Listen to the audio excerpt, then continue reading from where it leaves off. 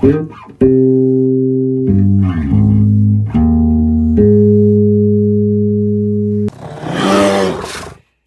now, PD Grizz here. Just wanted to show something that I just finished doing some repairs to. This is a early 70s Fisherman Plus, Fisherman Deluxe, whatever you want to call it, 5-layer Fisherman. Check it out.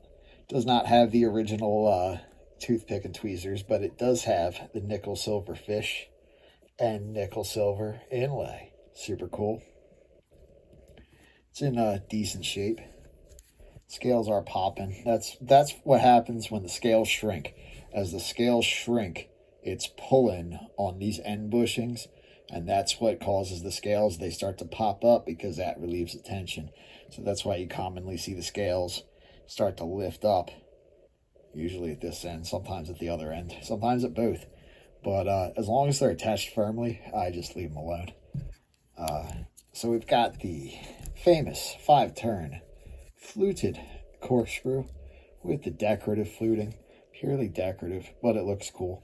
In a a more important mechanical connection, fluting on a screwed surface might actually add something to it, but for a corkscrew, it's just decorative. We've got that reamer. Bam. Check it out. No sewing eye. Good old reamer. Trusty reamer. Got the cap lifter, screwdriver, stripping notch, and it's still got the sharpened edge. This is probably right towards the end of that. I think this knive's right around 72, 73, something like that. So this would be the end of when they started phasing out, sharpening that in there. You'll see now why I say it's 72 or 73, because it does not have the plus pack can opener, so that means it's certainly after 71. But we do got the beautiful can opener with the 2D Phillips small flathead deal going on. Next up, we've got a fresh pair of scissors, because this knife was missing the outer half of the scissors and the spring was broken. So I replaced those missing and broken parts. We've got the pretty much modern version of the descaler, aka metal pokey thing. You can see it now has the metric and SAE or whatever that is, imperial marks on it. Super cool. And then what's cool about this one is we've actually got this metal file in here. Now the standard fisherman or angler, if you want to call it that, they're really the same model, just whether they came with a Phillips or a corkscrew. But some of them would come with a wood saw. They had ones that came with the metal file. So I think that's super cool having the file. Certainly adds a lot more functionality to the knife. The Fishermans aren't my favorite for carrying, but I do like the inlays a lot. And that's a great version of the file. It's the case hardened file. Will handle a little harder materials than the modern file.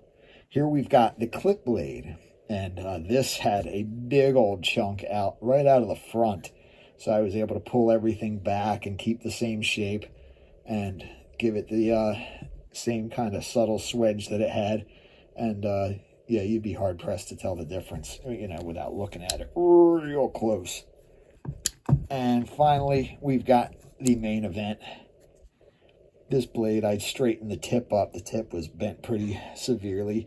It's still got a little bend into it, but it's at the point now where I feel if I push it any farther, I'll end up breaking it off. So sometimes you just got to know when to leave well enough alone. I did polish it up and take some of the scratches out of it. Let's see, we've got the Victoria Officier Swiss under the famous umbrella. And people have asked me about the umbrella. Why is the umbrella famous? Well, because back in the day, William Tell, he defeated like 1,000 Vikings with just his umbrella. It's a famous Swiss folk story. You can look it up. I'm sure Wikipedia will tell you all about it. But yeah, William Tell's famous umbrella. And then here we got Victorinox, Switzerland, stainless, rust-free. Great little knife. So this is a cool one, a little unique. You don't see these old fishermen's with the files and saws quite as much as you see the the standard ones all the time. But it's cool to come across one the deluxe version with this added tool.